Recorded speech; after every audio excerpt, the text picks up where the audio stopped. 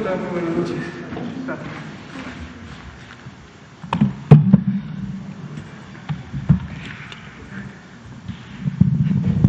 Muy buenas noches. Son las 19:04 de este lunes 11 de enero de 2020. Estamos en el Salón Tesorería del Palacio Nacional de México y vamos a presentar el informe técnico y la conferencia de prensa sobre COVID-19, la epidemia causada por el coronavirus SARS-CoV-2.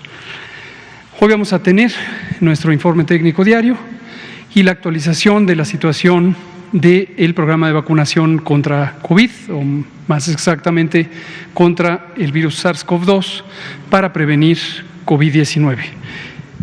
Y abrimos a preguntas y comentarios de los temas de actualidad. Le pido al doctor Alomía si es tan amable de presentar la primera parte y continuamos. Con mucho gusto, señor secretario. Muy buenas noches también a todas y todos. Bienvenidos a esta conferencia en la cual, como todos los días, pues bueno, actualizamos la situación y el comportamiento de la epidemia de COVID-19 en México.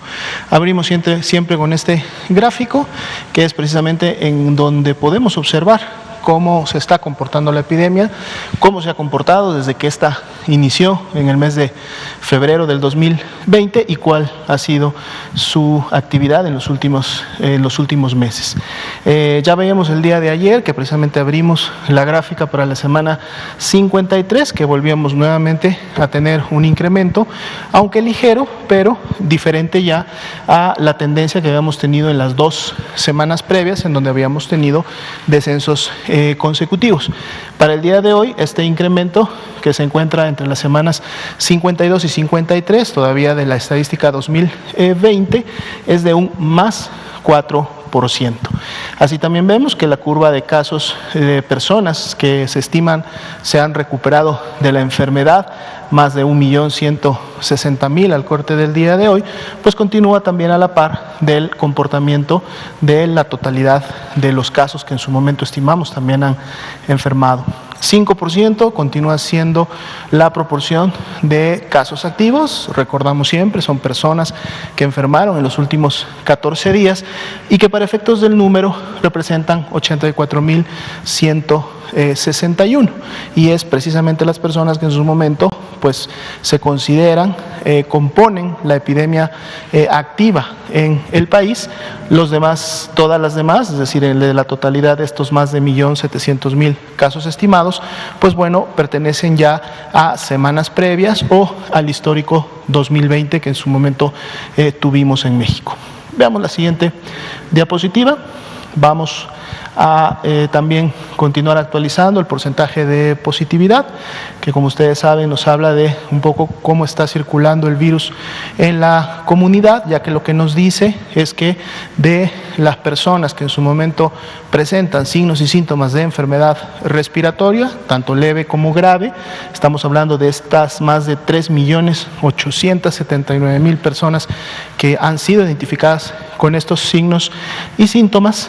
El porcentaje de positividad nos ayuda a estimar cuántas de ellas son casos de COVID en función de los resultados de laboratorio, dado que de este grupo 1.541.633 para el día de hoy se clasifican ya como casos confirmados de la enfermedad, pero así también tienen un resultado negativo, es decir, no se encontró la presencia del virus SARS-CoV-2 en sus vías respiratorias en 1.931.903, lo cual nos habla precisamente que de cada 100 personas que presentan estos signos y síntomas, pues 44 de ellas lo presentan o han desarrollado la enfermedad por la presencia del virus SARS-CoV-2.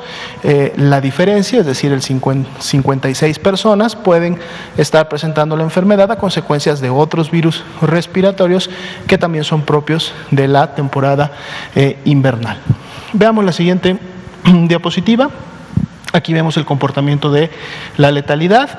El día de ayer abríamos también la semana número 53 con este incremento que observamos en la letalidad en relación a lo que habíamos cerrado la semana 52 el día sábado, con un incremento de 2 puntos porcentuales a un 8%. ¿Qué representa este 8%? Es precisamente la proporción de personas que lamentablemente fallece a consecuencias de las complicaciones de COVID-19 del total de personas que han sido clasificadas como confirmadas a la enfermedad, lo cual también para el día de hoy nos actualiza la estadística a 134.368 personas, que son las que han tenido esta evolución desfavorable y muerte en relación a la enfermedad. Veamos la siguiente diapositiva. Tenemos la ocupación hospitalaria, la estamos presentando, si recuerdan, en estos 3 grupos que integran a su vez 3 rangos. El primero de ellos son aquellas entidades federativas que han superado el 70% de su ocupación y en donde por lo tanto se está trabajando de manera intensiva para que la reconversión y expansión hospitalaria mantenga siempre la disponibilidad de camas. En este grupo tenemos a la Ciudad de México, el Estado de México, Guanajuato, Nuevo León, Hidalgo, Puebla y Morelos. Son 7 entidades que tienen esta característica para efectos de las camas generales. En el siguiente rango, es decir, aquellos que han superado la mitad de la ocupación de sus camas destinadas para pacientes IRAG con complicaciones o que están presentando enfermedad grave, pero que no han superado todavía este 69-70% de nivel de seguridad. También son 7 entidades: Nayarit, Baja California, Sonora, Querétaro, Guerrero, Tlaxcala y Jalisco. Y aquí lo importante para estas entidades es que a pesar de que todavía no han superado este 70% de ocupación, encontrarse en estos rangos por encima del 50% sí debe de llevarlos a una preparación activa que les permita en un momento determinado rápidamente contar con disponibilidad tanto de camas generales como de camas con ventilador. Por eso la importancia también de identificarlas. Y 18 entidades, todavía la mayoría en el país, pues tienen más de la mitad de sus camas disponibles, desocupadas, y pueden ser lógicamente utilizadas para el tratamiento de los pacientes graves, pero que para efectos de este tipo de cama no necesitarían todavía de un ventilador mecánico. Si vemos la siguiente diapositiva, aquí sí nos enfocamos ahora a este tipo de camas, es decir, aquellas que tienen un ventilador y que son para los pacientes más críticos. Tenemos en el primer rango, es decir, superando el 70% de ocupación, 3 entidades federativas: Ciudad de México, Estado de México y Nuevo León, y como hemos visto en días previos son precisamente las que han estado en esta situación durante ya algunos días, pero los porcentajes nos siguen evidenciando la disponibilidad todavía que hay de camas para poder continuar atendiendo a las personas que así lo requieren. En el siguiente rango, es decir, entre 69 y 50, tenemos 4 entidades: Baja California, Morelos, Tlaxcala e Hidalgo, que prácticamente apenas está superando este 50% de ocupación. Y ahora casi muchas más, es decir, la gran mayoría de entidades en el país tienen más de la mitad de sus camas desocupadas, 25 de ellas con menos del 50% de ocupación, lo cual lógicamente nos deja 5.214 camas con ventilador disponibles a nivel nacional. Esa sería la actualización para esta noche. Gracias, doctora Lomía.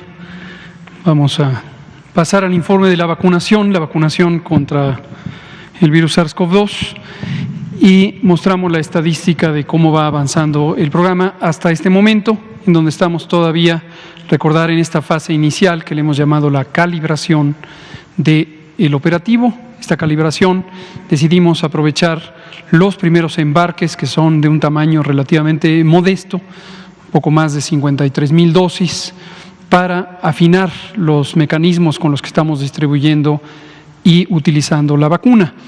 En esta primera etapa, que comprende el elemento de calibración más la etapa 1 completa, el blanco de inmunización es el personal de salud.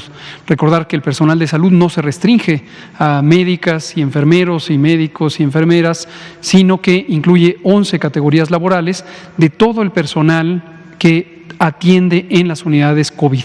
Es el personal que, por su cercanía con personas enfermas de COVID, por personas que portan el virus SARS-CoV-2, tienen mayor riesgo de infección y por lo tanto es prioritario vacunarles.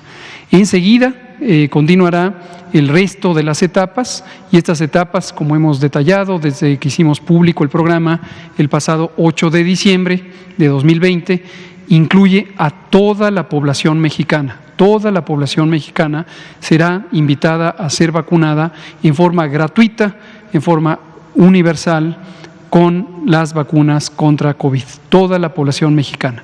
Y recordamos también, para que no haya confusión alguna, las 32 entidades federativas, las 32, los 31 estados y la Ciudad de México tienen igual nivel de priorización.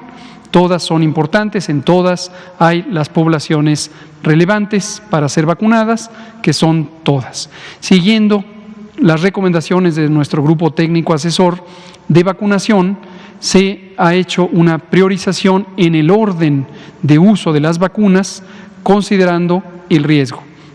En múltiples modelos y estimaciones epidemiológicas y matemáticas que son consistentes con lo que ha evaluado otras partes del mundo, son consistentes también con las recomendaciones de la Organización Mundial de la Salud, tenemos que la edad de las personas es el criterio principal de priorización. A esto le llamamos los ejes de priorización. Y el criterio fundamental son las personas de acuerdo a su edad. Empezaremos vacunando a personas de 80 y más años, después 70, 79, 60, 69 y así progresivamente. Existen otros dos elementos, otros dos ejes de priorización que incluyen la existencia de enfermedades que pueden implicar, y se ha demostrado que implican, un riesgo más alto de complicaciones y muy lamentables defunciones. Estas son las que le llamamos médicamente las comorbilidades: diabetes, hipertensión, obesidad, inmunosupresión y varias otras, cáncer, que hemos mencionado repetidamente.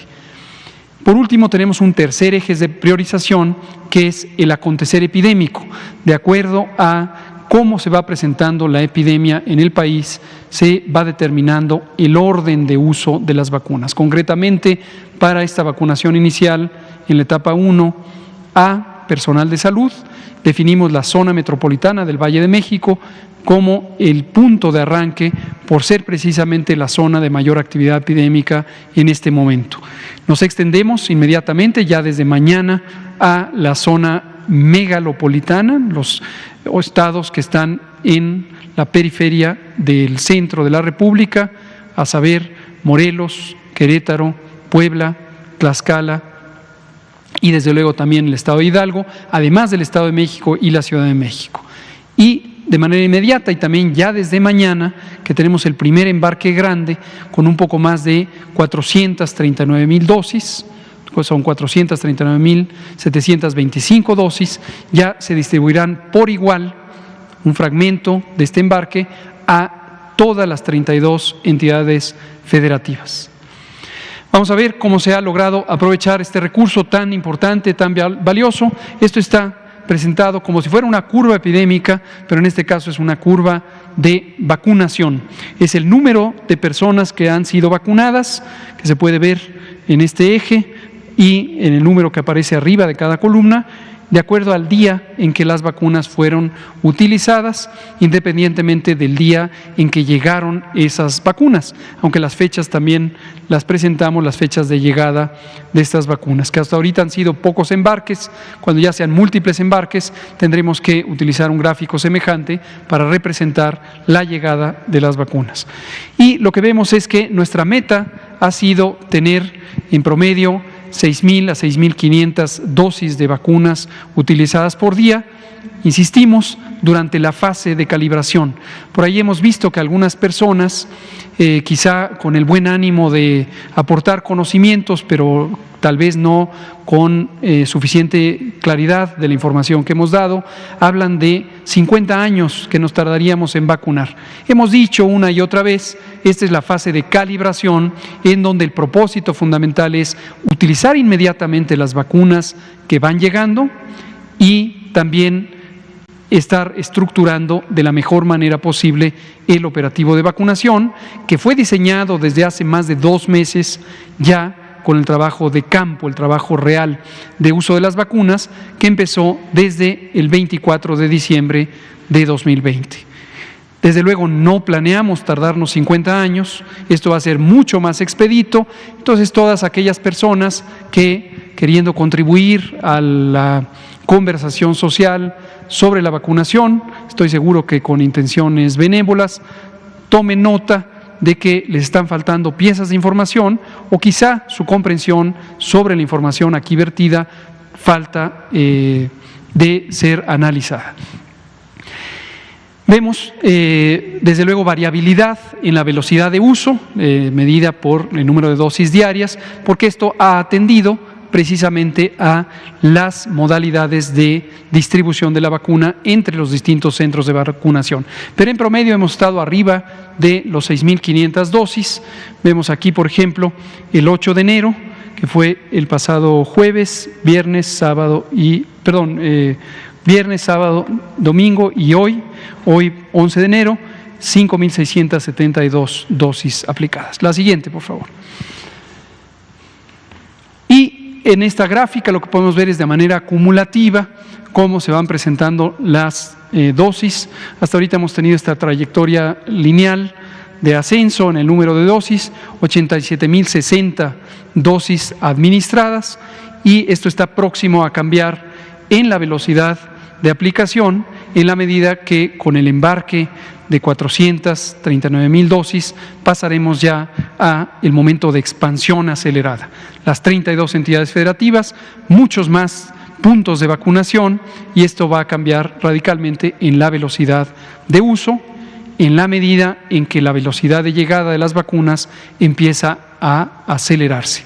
Y no perder de vista que el factor de restricción, la razón principal por la que en los países se va a determinada velocidad, no es solamente la capacidad del país de utilizar las vacunas, es principalmente la velocidad a que se fabrican las vacunas y que son enviadas a los países. Esto es una condición limitante para todo el mundo en la medida en que las compañías farmacéuticas fabricantes de vacunas están en el proceso de producción y eso lleva cierto tiempo.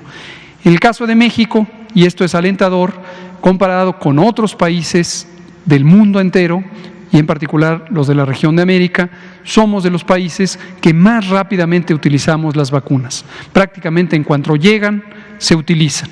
Y en nuestros operativos, así lo hemos hecho, cuando llegan al aeropuerto se van inmediatamente a los centros de vacunación y se empiezan a utilizar. Otros países se enfrentan el reto de tener la capacidad de utilizarlas. No es el caso de México, afortunadamente, gracias al operativo que fue diseñado y que comentaremos en los próximos días con nuevos detalles. La siguiente. Y aquí tenemos finalmente la llegada de las vacunas en los distintos bloques en que han llegado. La del 23 de diciembre, que fueron muy poquitas, 2.925, la del 26 de diciembre, 42.900, la del 30 de diciembre, que fue complementaria a este embarque, 7.800, esos tres se han usado ya al 100%, se vacunó a todas las personas. Y en el embarque que llegó el 5 de enero, 53.625 dosis, 62% ya fue utilizado. Seguramente mañana terminará de usarse este embarque y se empieza inmediatamente a usar el embarque grande de 439.725 dosis. Vamos a abrir a preguntas y respuestas. Me comentan algunas colegas periodistas que no pudieron acercarse a la zona centro porque había algunos bloqueos de tránsito, pero tenemos suficiente aquí con ustedes y sus preguntas siempre muy bienvenidas. Juan Hernández, Grupo Basta, Grupo Cantón, Periódico Basta, por favor. Gracias. Muy buenas noches, doctor. Bueno, es una pregunta que le hice ayer al doctor Alomía referente a esta inquietud que hay de la ocupación hospitalaria de lo que es la Ciudad de México y el Estado de México. Y esto tiene que venir precisamente a estados que han implementado medidas sanitarias precisamente para evitar la propagación de COVID-19 y en este caso pues la ampliación hospitalaria. Estamos hablando pero es el caso de la Ciudad de México se puede ver bien en otros lados, ¿no? En donde, por ejemplo, hay estados, por ejemplo, como San Luis Potosí, como Querétaro, como Hidalgo, o incluso Tabasco o Chiapas, que han dado pues un buen manejo del control de la epidemia, ¿no? De la pandemia. Sin embargo, estábamos ayer hablando precisamente de que hay lugares en donde están, digamos, exportando enfermos, y me estaba refiriendo ayer al caso del Estado de México, en donde los municipios de la periferia están precisamente enviándole enfermos a la Ciudad de México, ¿no? Y por eso se veía este disparo en lo que es la ocupación hospitalaria. Y bueno, aquí la pregunta que sería es, ¿qué se tiene que hacer precisamente para que esos estados puedan incrementar precisamente esta ola de pacientes? Y que el esfuerzo que vienen haciendo, por eso mencionaba estas entidades, de las más significativas, para evitar precisamente que se rompa este equilibrio o esta tendencia que llevan positiva, ¿no? Por eso, si nos mencionaba, en el caso de la Ciudad de México, ¿cuántos son los pacientes que realmente son originarios aquí de la Ciudad de México y cuántos son foráneos? Porque entonces estaríamos hablando que en el caso del Estado de México no están dando una buena respuesta precisamente a pacientes de COVID. ¿Por qué lo digo? Porque también hay denuncias del Estado de México en donde en Nezahualcóyotl hay una unidad que incluso el gobernador del Mazo fue la presumió con bombo y platillo en Nezahualcóyotl, un hospital que no se le ha dado uso. Entonces, si estamos hablando que hay enfermos que están llenos de las periferias y hay equipamiento que no se ha utilizado realmente, o es inhumano o es negligencia. No sé, disculpa, a lo mejor es muy fuerte el calificativo, pero es una realidad que está ahí, y quienes están padeciendo esta situación son los pacientes. Nunca he hecho una pregunta tan grande, pero creo que vale la pena hacerla. Gracias. Muy valiosa pregunta, Juan Hernández, de Grupo Cantón, Periódico Basta, porque seguramente hay personas que tienen estas inquietudes, tanto residentes de la zona de Nezahualcóyotl como del resto del Estado de México, o personas de otras localidades, de otros estados, que tienen esta idea de que el faltante de unidades de atención de la salud en una entidad federativa pudiera ser alguna clase de insuficiencia de las acciones que pueden emprender los y las gobernadoras. Aquí vale la pena retomar un poco la memoria sobre hechos ocurridos hace 2 años, 5 años, 7 años, 15 años, quizá 20 años. Cuando uno evalúa la respuesta a una epidemia, debe tomar en cuenta el contexto. Y el contexto es la situación que enfrentan los sistemas de salud en el momento en que ocurre la epidemia, y tener perfecta claridad que esto no es una situación que ocurrió de la noche a la mañana.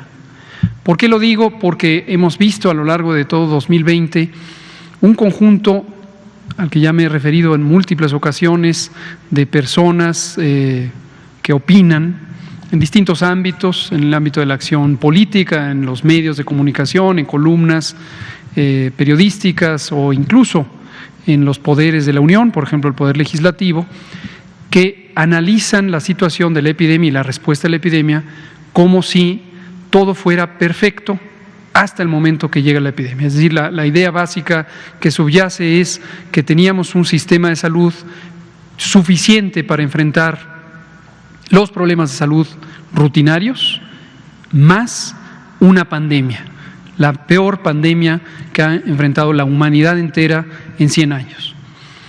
Y lo que quizá quien piensa de esa manera suele olvidar o no tiene suficiente información al respecto, por eso aquí aprovechamos para brindarla, lo hemos dicho muchas veces, incluso antes de la epidemia, es que el sistema de salud mexicano está históricamente insuficiente, ha sido históricamente insuficiente. Durante justamente eso, 20 o 15 años al menos, no se hicieron las inversiones para desarrollar el sistema de salud en términos de dinero, y el dinero no se utilizó de manera apropiada para construir suficientes hospitales, centros de salud y diversas instalaciones. Tampoco para contratar personal de salud e incluso para formar al personal de salud. Hay cifras que a lo largo de todo este periodo han sido plasmadas por personas técnicamente calificadas, incluso de organismos internacionales, la Organización Mundial de la Salud, la Organización Panamericana de la Salud, o los organismos financieros mundiales, el Fondo Monetario Internacional, el Banco Mundial, o bien organizaciones internacionales como la OCDE, la Organización para Cooperación y Desarrollo Económicos. Es decir, se puede comprobar fácilmente que esto que estoy diciendo no se trata de una opinión del gobierno actual de México, sino de evidencia técnica que ha sido provista por este tipo de organismos. Para recordar, términos muy generales, cerca de 240,000, de hecho un poco más de 240,000 personas trabajadoras de la salud, no solamente médicos y enfermeras, médicas y enfermeros, sino de las distintas ramas del personal de salud, hacen falta en México, han hecho falta en México a lo largo de todos estos años. Esto quiere decir que las decisiones que en su momento han tomado los gobiernos de México no fueron suficientes o no fueron apropiadas para formar a este personal de salud, para abrir las plazas laborales para este personal de salud, para contratar este personal de salud. Dicho de manera concreta, el 1 de marzo, cuando teníamos el primer caso de coronavirus en México, seguíamos teniendo la falta de 240,000 miembros del personal de salud. Es por esto que, independientemente del coronavirus, desde que empezó esta administración, tenemos una ruta clara para transformar el Sistema Nacional de Salud. Ahora, otros aspectos que son importantes de tener en cuenta es la capacidad instalada en términos de la infraestructura. Aquí en varias ocasiones a lo largo de 2020 o incluso de 2019 comentamos sobre los más de 300 hospitales, 320 si somos modestos, en realidad son casi 400 hospitales que quedaron en distintos grados de construcción no terminada o de remodelación no terminada, o que ya están suficientemente deteriorados por su uso, son demasiado antiguos, algunos datan de más de 60 años, algunos hospitales generales de las capitales del país, de los estados del país, y que no habían sido en su momento remodelados o ampliados.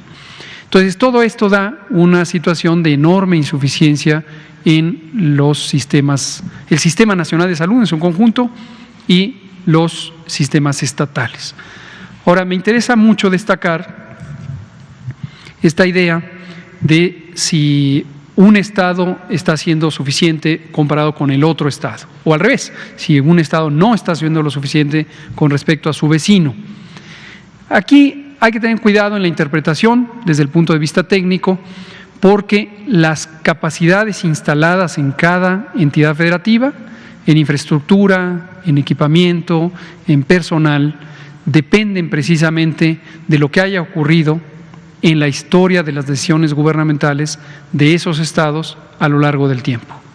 Hay estados que por mayor tiempo han hecho inversiones suficientes y hay otros que no, que ha pasado quizá, si comparamos por el mismo tiempo, la cantidad de la inversión traducida en instalaciones, en personal, en equipamiento, pues es menor.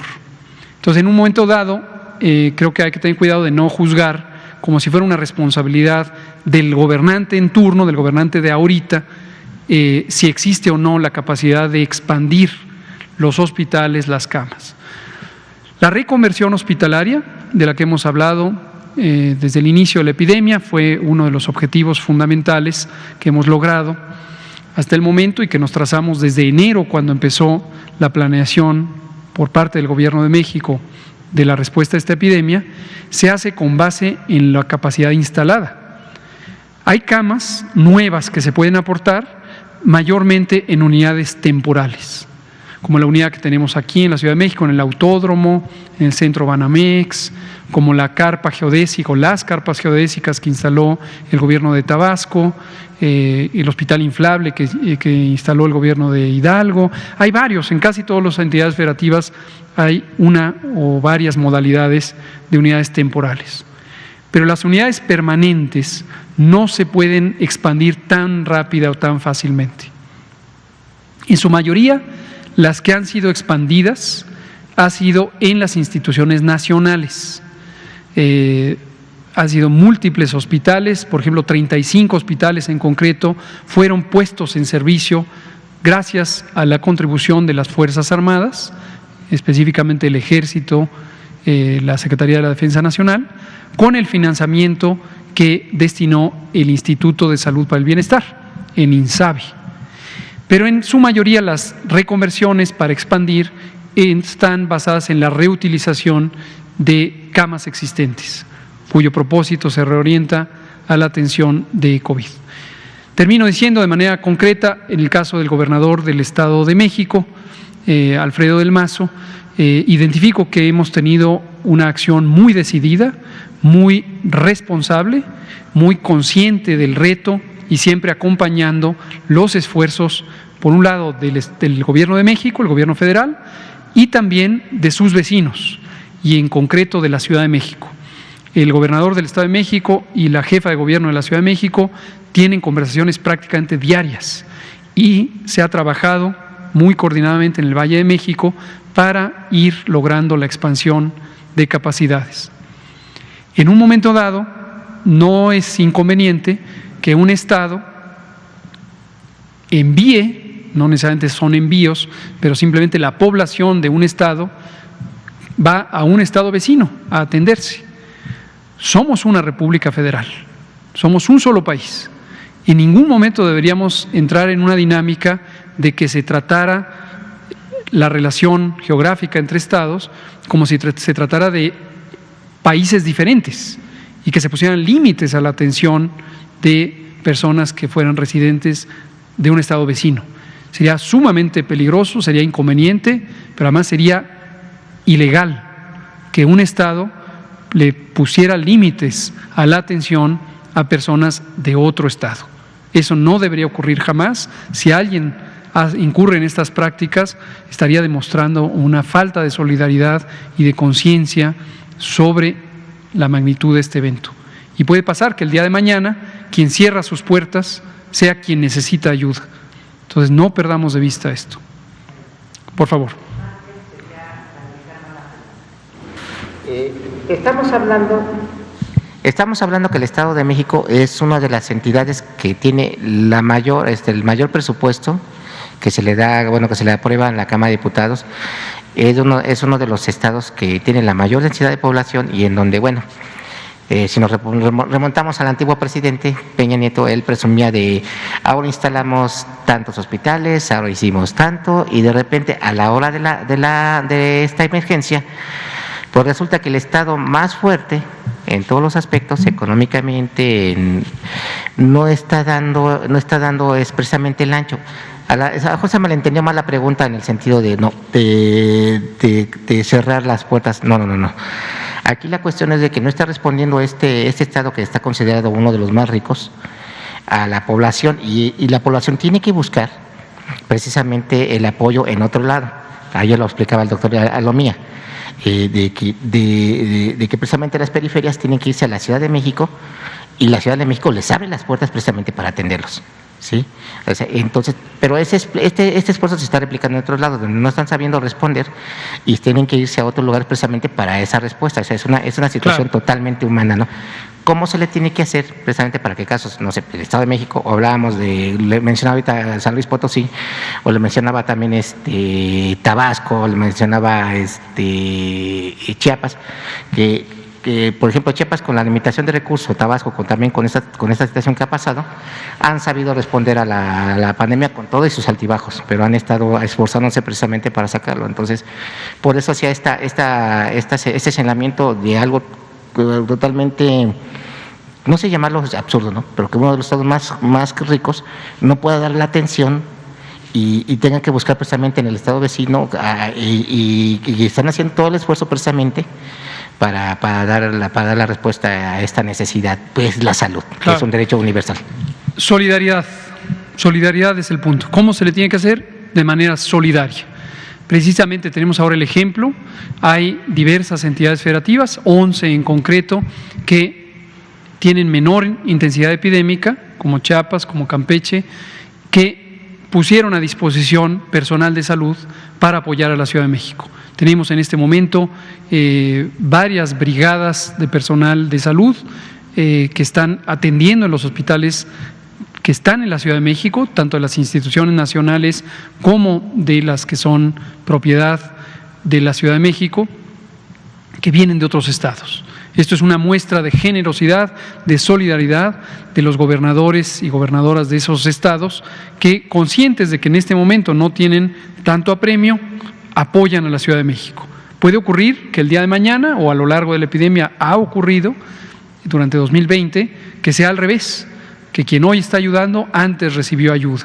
Entonces no debemos interpretar las curvas epidémicas como un juicio a la buena o mala calidad del control, como si fuera solamente atribuible a decisiones de los gobiernos estatales. Por eso hemos dicho aquí una y otra vez, a veces surgen especulaciones de este gobernador que es enemigo y que les ataca. Para nosotros no hay enemigos en esto, para nosotros hay un solo país que requiere una respuesta coordinada. Hay situaciones, por ejemplo, demográficas, estas las he mencionado múltiples veces, que determinan el grado de dificultad que enfrenta cada entidad federativa. Específicamente el Valle de México, precisamente la Ciudad de México y los municipios de la zona conurbada en el Estado de México, que son parte del Valle de México, son la zona más densamente poblada. Igual que lo es Guadalajara y su zona metropolitana, igual que lo es Monterrey y su zona metropolitana. Y esto hace que ocurra un fenómeno descrito en la epidemiología científica que se llama la inercia poblacional de transmisión o el momentum poblacional de transmisión. Son zonas en donde cuesta mucho más trabajo que entre en control la epidemia, a pesar de que se implementen el mismo tipo de medidas. En contraposición, en algunas ciudades o poblados menos densos, responden más rápidamente los indicadores epidémicos. Entonces, no es solamente un tema de decisiones gubernamentales y expresamos una y otra vez nuestro completo respaldo a los 32 mandatarios y mandatarias estatales. Muchas gracias. Liliana Noble de Pulso Saludable, Otilia Carvajal de La Razón y usted. Gracias, buenas noches. Liliana Noble de Pulso Saludable. Doctor Gatell, ¿nos puede platicar cómo le fue en Argentina? Sobre todo me interesa mucho la parte de la vacuna de Sputnik 5, porque hay algunos médicos que dicen que esta vacuna no ha cubierto los requisitos internacionales y que es un foco rojo. Platíquenos un poquito de ello. Y en el tema de la vacuna de Astra, quisiera saber si con esta autorización de su uso de emergencia ya se va a empezar a producir acá en México, en la sede de Leomont, allá en Lerma. Y entendería que el convenio o la negociación es privada, pero ustedes, gobierno, son quienes adquieren el producto. ¿De cuántas vacunas se está hablando? Y doctora Lomía, con esta nueva variante del SARS-CoV-2, esta que le llaman la inglesa, que ya se conoce que están 3 pacientes en el país, hay uno de Nuevo León que todavía está en proceso de investigación. No sé si ustedes ya tienen el resultado en el INDRE. Y también quiero saber, cuando hablan de que es más contagiosa, ¿se refieren a la virulencia y el hecho de que sea más virulento, es decir, que es más rápido el contagio, pero no necesariamente más agresiva, que es decir, que produzca una enfermedad más grave? Eso sería todo. Gracias. Con mucho gusto. Vamos a abordar la segunda pregunta. Le pido al doctor Alomía si nos comenta, por favor. Sí, con mucho gusto. De hecho, para aclarar en relación precisamente a las cifras, hasta el momento solo tenemos confirmado en el país un caso, que además es importado, con la presencia de la variante inglesa. Si bien es cierto, hay 2 casos sospechosos de COVID-19 que están estudiándose en Tamaulipas. Hasta momentos antes de entrar a la conferencia todavía no se tenían los resultados, y el caso que expuso el secretario de Nuevo León hoy día en su conferencia de prensa, efectivamente el día de mañana enviarán la muestra al INDRE para proceder con la secuenciación correspondiente y entonces poder en su momento realmente confirmar si está la presencia. Ellos lo hicieron de manera local, obtuvieron un porcentaje, digamos, alto para efectos de la comparación, más sin embargo hay que hacer el procedimiento, digamos, oficial y confirmatorio de la secuenciación completa para poder estar seguros, 1, que presenta las mutaciones, 2, que pertenece a la misma familia y por lo tanto es lógicamente identificable esta variante, ¿no? Bueno, en relación precisamente a la pregunta anexa, efectivamente, estudios que se realizaron en su momento, estos son estudios locales que realizó Inglaterra específicamente, en relación a un grupo de 1,000 personas que dieron positivo a COVID-19, pero además en quienes se confirmó mediante la secuenciación que tenían la nueva variante identificada. Cuando realizaron estas primeras comparaciones, y eso fue prácticamente a principios de diciembre del año pasado, identificaron que había una mayor transmisibilidad, o sea, se incrementaba la capacidad de contagio entre un 40 y un 70% aproximadamente, pero para este grupo.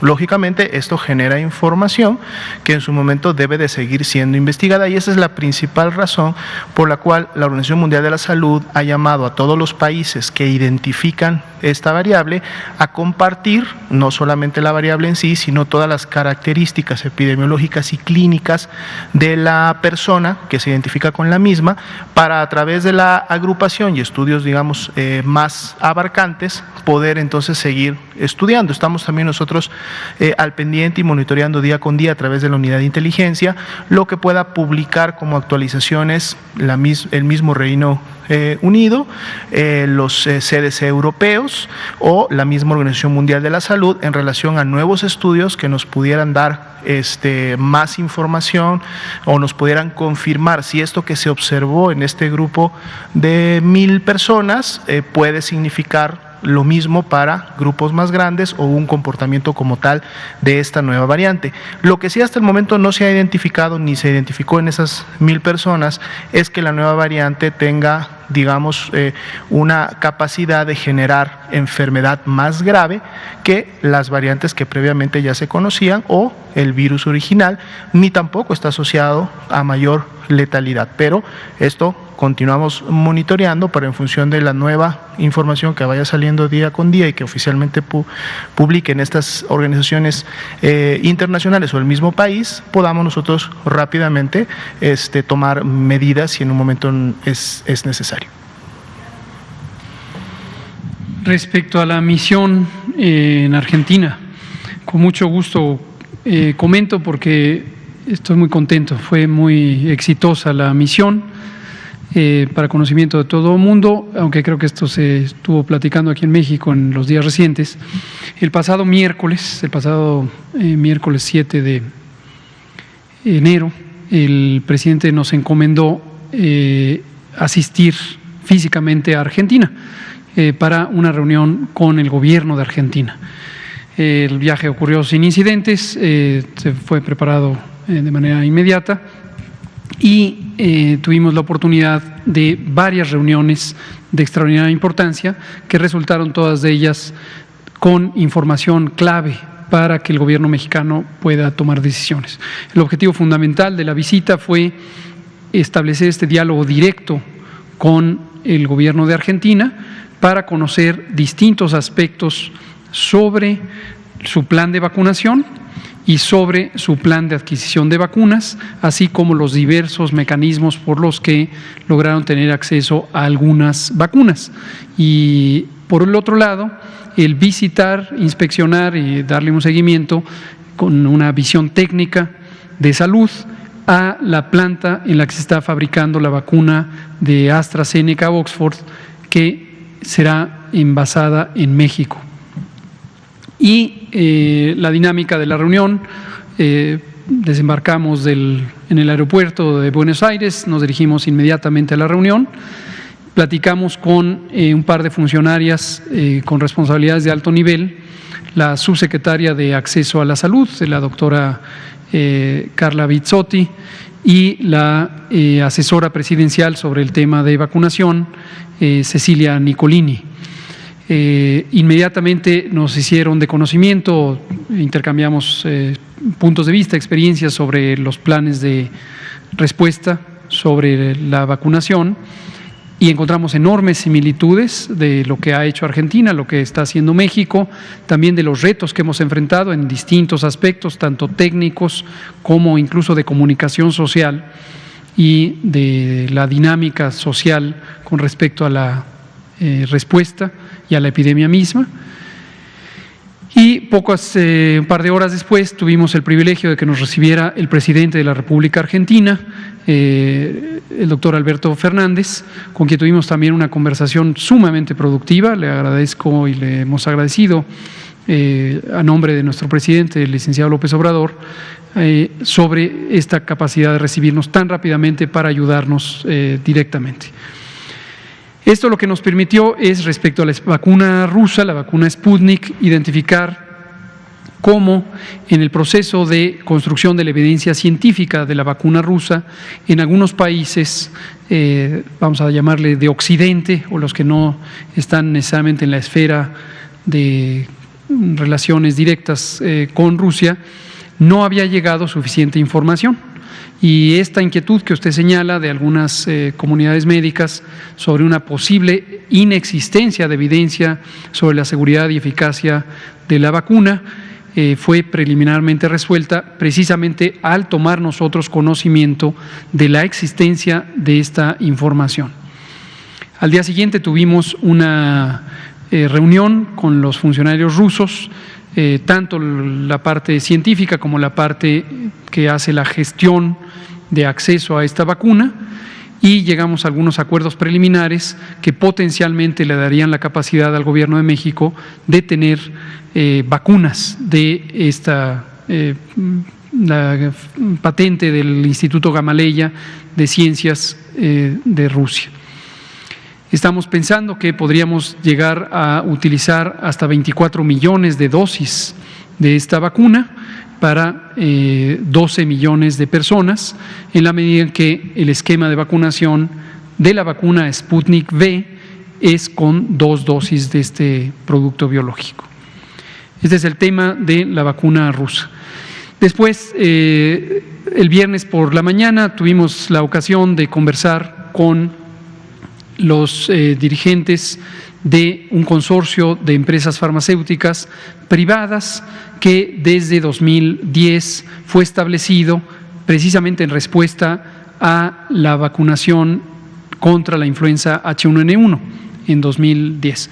La lección aprendida para Argentina fue muy valiosa, porque lo que hizo Argentina en su momento fue responder con una estimulación del desarrollo biotecnológico y la capacidad industrial de distintos productos biológicos, como las vacunas, para estar preparados en responder ante una emergencia sanitaria de esta naturaleza. Lo han logrado con un éxito muy notable y tienen un conglomerado de empresas biotecnológicas que producen de manera muy eficiente vacunas diversas. Una de esas empresas es la empresa Max Science, que está produciendo la vacuna de AstraZeneca y la Universidad de Oxford.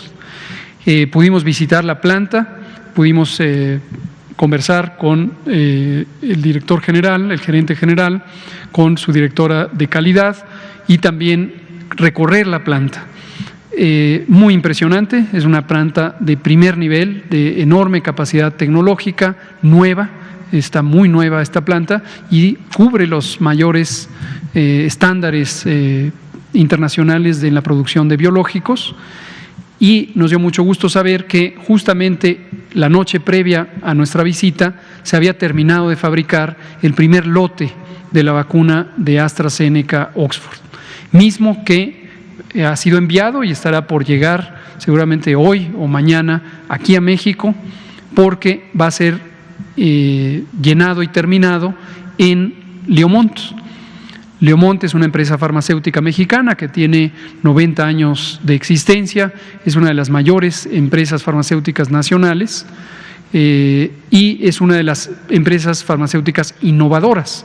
Ha entrado al mundo de la innovación tecnológica en biotecnología a través de distintas experiencias de colaboración con científicas y científicos mexicanos, de manera notable con la Universidad Nacional Autónoma de México y el Instituto de Biotecnología.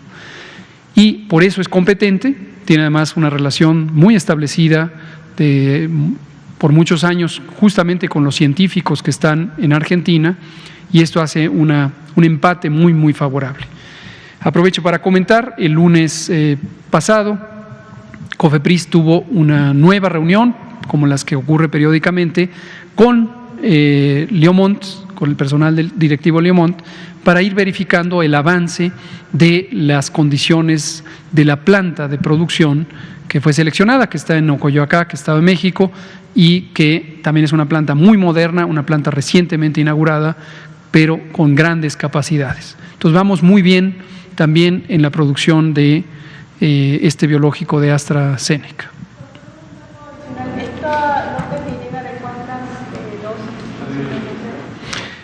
No tengo el dato, pero lo conseguimos y mañana lo podemos comentar. Sí, exacto. Pero sí, fue muy productiva la visita a Argentina, realmente valió mucho la pena. El sábado, por cierto, también tuvimos otra reunión, aprovecho para comentarla, sobre biotecnología con otros científicos también muy prestigiados que tienen participación en otra de las empresas de biotecnología, y esto es sobre la producción de un suero equino hiperinmune. Esto es parecido a el tema de las transfusiones de plasma de personas convalecientes, pero en este caso fabricado en caballos. Esta es una tecnología muy conocida, muy probada y muy segura, y a través de tecnología, de biotecnología, han logrado tener una formulación que es aún más segura, y con resultados preliminares de sus ensayos clínicos parece que logran reducir hasta 40% la mortalidad en personas con enfermedad grave. Entonces entramos también en conversaciones al respecto de la posibilidad de traer ese producto a México como de manera inmediata, y eventualmente también tener una colaboración con la empresa pública del Estado, Birmex, para que se pueda hacer un escalamiento de la producción para México, potencialmente para la región de América Latina, y sería muy productivo si lo logramos. Se involucró también, no en la conversación, pero sí en la gestión de esto, el CONACYT, la doctora Marilena Álvarez Builla, quien conoce precisamente a los grupos científicos mexicanos que a lo largo de muchos años han tenido interacción con este grupo científico de Argentina. Esta ejecución de lo que se haga en Argentina, se manda el producto a México, en México se termina, y de México para la región, incluido México. Esa es una de las perspectivas. Eso no es para resolución inmediata. Trazamos una ruta crítica con dos componentes. Uno sería que la producción de este biológico fuera evaluado, y si demuestra ser seguro y efectivo o eficaz, como todos los productos que tienen que ser evaluados para tener autorización, si fuera seguro y eficaz, pero parece sí serlo. La Agencia Argentina de Medicamentos, Alimentos y Tecnología, ANMAT, que es el análogo de COFEPRIS, ya hizo esa evaluación, ya lo aprobó. Si fuera el caso, tenerlo en México, pero la producción es limitada. Entonces lo podríamos tener de manera inmediata, pero en pocas unidades. Y eventualmente el posible acuerdo que se esbozó sería para que se escalara la producción en México, y potencialmente podría dar la capacidad de tener producto para México y para la región de América Latina. Igual que ocurre precisamente con el consorcio entre AstraZeneca, MaxScience y Leomont. Muchas gracias. Otilia Carvajal, del diario La Razón, y nos va a quedar pendiente usted porque ya son las 19:58. platicarlos. Sí. Buenas noches, doctor López-Gatell. Sobre el plan de vacunación, el director del ISSSTE, Luis Antonio Ramírez, mencionó que a partir de mañana, ya con este aumento, la vacunación se va a llevar a cabo en los hospitales. Si nos pudiera detallar un poco sobre esto. Y también preguntarle si ya van a tener el apoyo de los gobiernos estatales y municipales para la distribución de la vacuna en lugares lejanos, o esto va a ser función de las Fuerzas Armadas. Gracias. Muchas gracias. No quiero adelantar vísperas porque ese va a ser el tema del pulso de la salud mañana. Les platico lo que sí, cómo nos vamos a organizar para mañana. Mañana recibimos el embarque, 439.725 dosis. El doctor Alcocer, secretario de Salud, el maestro Arturo Herrera, secretario de Hacienda, y el licenciado Marcelo Ebrard, secretario de Relaciones Exteriores, irán al aeropuerto a recibir el embarque y comentarán sobre la importancia de este nuevo embarque. Aquí en la sala acompañaremos al señor presidente, el secretario de la Defensa Nacional, el general Luis Crescencio Sandoval, el almirante secretario de la Marina, Rafael Ojeda, los directores del ISSSTE y del IMSS y del INSABI, y un servidor estaremos también aquí en la sala. Y el tema fundamentalmente va a ser presentar precisamente el plan de vacunación. Puedo dar 2 o 3 elementos clave. El primero es, como dije al inicio, pasamos ya de la fase de calibración a la fase de expansión. Y con esto vamos a tener ya simultáneamente en las 32 entidades federativas unidades de vacunación que se expanden por mucho. Vamos a tener múltiples unidades de vacunación operando en los hospitales, ya no solo en los puestos militares originalmente designados durante la fase de calibración. Entonces, en los hospitales COVID se estará aplicando la vacuna. Esta vacuna será movilizada, respecto a su pregunta, por las Fuerzas Armadas. Participará tanto la Defensa como la Marina como la Guardia Nacional, y será resguardada precisamente por estos 3 cuerpos armados. Y personal de los operativos de apoyo a la población civil, DN3, Plan Marina y su análogo en la Guardia Nacional, estarán también participando en la coordinación logística del operativo. Son 2 cosas diferentes y es muy importante distinguirlas. Una es el resguardo del producto a cargo de Fuerzas Armadas y el otro es el apoyo a la población civil a cargo de estas mismas instituciones, pero personal no armado, sino personal de apoyo en logística. Y con esto seguimos en la meta trazada, que es al final de enero, en el 31 de enero, haber vacunado a todo el personal de salud, con lo cual ya se empezará a empalmar la vacunación de personas adultas mayores. Eso lo comentaremos a detalle mañana. Muchas gracias, son las 20 horas, los dejo pendientes para mañana y nos vemos en el Pulso de la Salud mañana en la conferencia de prensa matutina del presidente de la República. Gracias.